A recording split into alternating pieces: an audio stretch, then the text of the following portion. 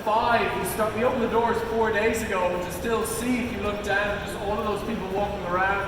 To have Ryan here on stage, he was the first Canadian entrepreneur I ever met in my life. He flew all the way to Dublin, and I knew nothing of Canadians, but he was just so weirdly nice. It was suspicious, I didn't understand it. My mother had always warned me of nice men with beards. Anyway, thank you so much. I'd love Sunil to say a few. This event, I mean, it's obviously next level, but you have to understand, this is no small operation, and this is the most world-class team I've ever encountered. I've made a few trips to Dublin. There are 250 people that work in the Web Summit organization in cities like Dublin, Lisbon, Hong Kong, and now Toronto.